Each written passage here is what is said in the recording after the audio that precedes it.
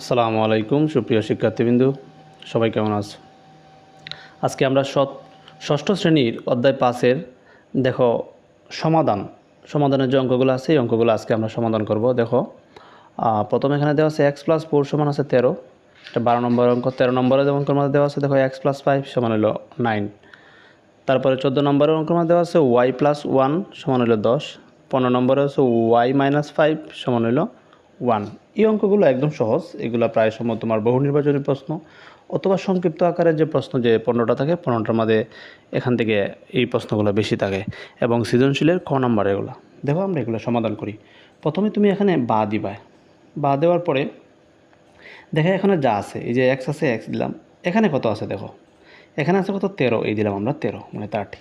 সবসময় খেয়াল করবা যদি সমানের এদিকে যদি প্লাস থাকে তো সমানের ওই দিকে নিলে ওইটা হয়ে যায় মাইনাস, মানে বিপরীত হয়ে যায়। যদি এখানে থাকতো মাইনাস তাহলে এদিকে আনলে হয়তো প্লাস হইতো, যদি এখানে আছে মাইনাস তাহলে আমরা সমান এদিকে আনলে কী হবে, মাইনাস হবে, এই যে মাইনাস।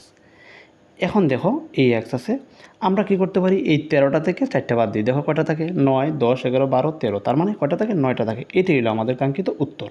সুতরাং আমরা এইভাবে লিখতে পারি x = 9। এটাই হলো উত্তর, একদম সহজ, এগুলা এত কঠিন না, একদম সহজ। একবার একটু ভালো করে বুঝলেই সবগুলো হয়ে যায়। দেখো সেমভাবে পরের অঙ্কটা, এখানে কী দেওয়া আছে, এই যে x এর মান দেওয়া আছে x দেখলাম আমরা, এখানে দেখো কী আছে 9 আছে, দিলাম 9। এটা কি আছে প্লাস, সমান এদিকে গেলে কী হবে, মাইনাস হয়ে যাবে। সুতরাং আমরা লিখতে পারি কি, এই 9 থেকে যদি 5 বাদ দিই তাহলে করে দিল 4। এটাই আমাদের কাঙ্ক্ষিত উত্তর, একদম সহজ। পরের অঙ্কটা দেখো, এখানে কি দেওয়া আছে, y এর মান দেওয়া আছে, আমরা y লিখলাম। y সমান এই যে y+1 দেওয়া আছে, তাহলে আমরা আগের নিয়মে সেম, এটা যদি প্লাস থাকে সমান এদিকে গেলে কী হবে, মাইনাস। এই 10 আছে দেখো, প্লাস আছে, হয়ে যাবে কি মাইনাস। সুতরাং দিয়ে আমরা লিখতে পারি এই y সমান দেখো 10টা থেকে একটা বাদ দিয়ে কটা থাকবো, 9টা থাকবো। এটাই আমাদের উত্তর, একদম সহজ। পরে দেখো আবার সেম, এখানে y আছে, দিলাম আমরা y সমান, এখানে দেখো এই 1 আছে, আমরা 1 দিলাম, মাইনাস কয়টা আছে, ফার্স্টটা, সমানের দিকে গেলে কী হবে, প্লাস হয়ে যাবে, +5।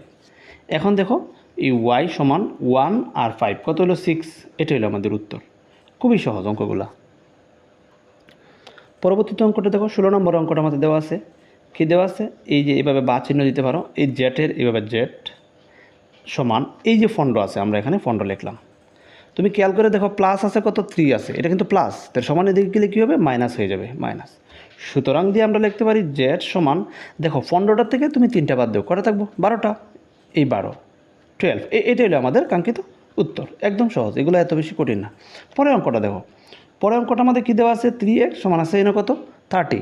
আমরা সবসময় খেয়াল করব যে যদি প্লাস থাকে তে সমানে দিয়ে গেলে হবে মাইনাস, যদি গুণ থাকে তে সমানে দিয়ে গেলে হয়ে যাবে কি, ভাগ হয়ে যাবে। এই কথাটা আমরা মনে রাখলে হবে, প্লাস থাকলে সমান এদিকে গেলে হবে মাইনাস, মাইনাস থাকলে সমান এদিকে হবে যে প্লাস, ভাগ থাকলে সমান এদিকে হয়ে যাবে গুণ, গুণ থাকলে সমান ওদিকে গেলে কী হবে, ভাগ।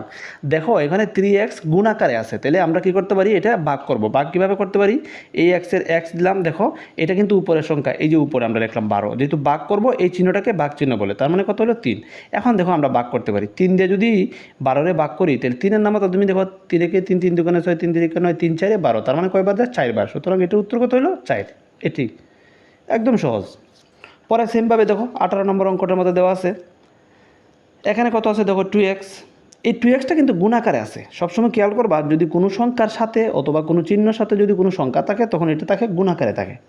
দেখো এখানে কত আছে, এই 9 মানে 19 আছে, এটা আছে প্লাস আছে 1, প্লাসটা সমান এদিকে গেলে কী হবে, মাইনাস হয়ে যাবে।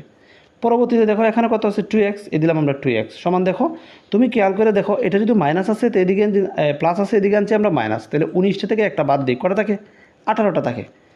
এখন দেখো আমরা আগেই বলছিলাম গুণাকারে থাকলে এটা কী হয়ে যাবে, মনে হচ্ছিল তো গুণাকারে থাকলে ভাগ হবে, এই যে আমরা লিখছিলাম গুণাকারে থাকলে ভাগ হবে, 2x আছে গুণাকারে, তাহলে এটা কী হবে, ভাগ হবে।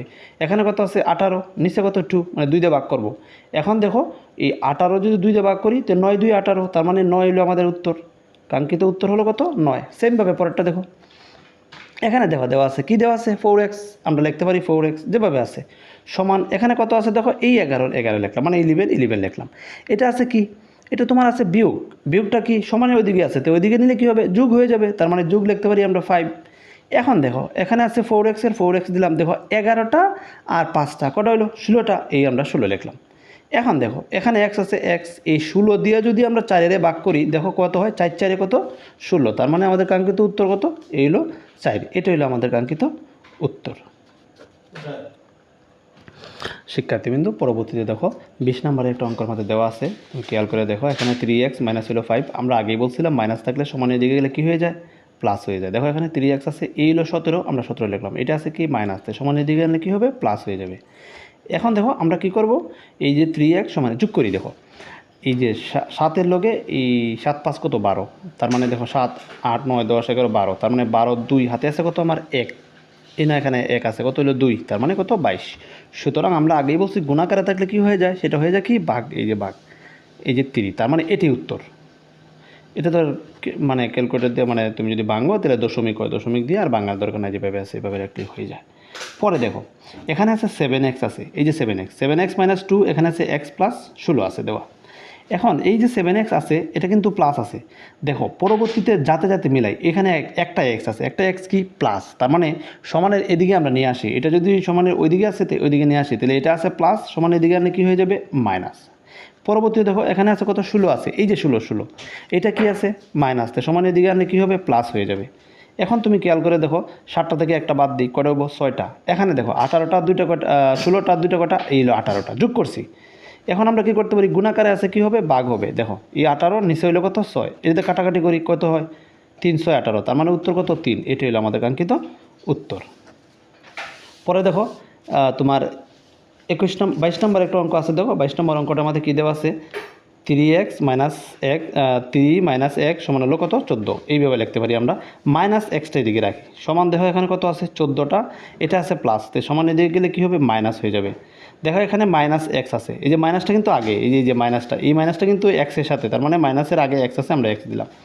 এখন খেয়াল করে দেখো 14টা থেকে 3টা বাদ দেবো, কটা থাকে 11টা থাকে, যেহেতু আমরা মাইনাসটা আগে আছে তাহলে মাইনাসটা আমরা সংখ্যার দিকে পাঠাই দিই, মানে অপোজিটে পাঠাই দিই, তাহলে কত হইব -11, এটি হলো আমাদের কাঙ্ক্ষিত উত্তর।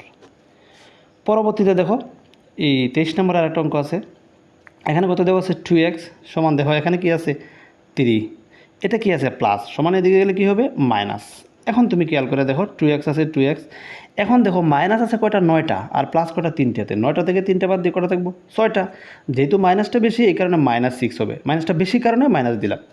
আগে বলছি আমরা গুণাকারে আছে, গুণাকারে থাকলে সমান এদিকে গেলে কী হয় ভাগ হয়ে যায়, 2 দিয়ে যদি ভাগ করি দেখো 1 সমান সমান 2 3 6, তার মানে -3, এটা হলো আমাদের কাঙ্ক্ষিত উত্তর। তোমরা 12 থেকে এই যে 23 পর্যন্ত যে অঙ্কগুলো আছে ষষ্ঠ শ্রেণীর অধ্যায় 5-এর, এই অঙ্কগুলো ভালো করে দেখবা, এবং আমরা পরবর্তী সময়ে 24 থেকে যে অঙ্কগুলো আছে এই অঙ্কগুলো আমরা অবশ্যই চেষ্টা করব সমাধান করার জন্য। ইনশাল্লাহ এই প্রশ্নগুলো যাতে তোমরা একবার করলেই ইনশাল্লাহ আর কোনো ভুল হওয়ার সম্ভাবনা থাকবে না। ভালো করে চেষ্টা করবা অঙ্কগুলো একটু ভালো করে বোঝার জন্য। Thank you.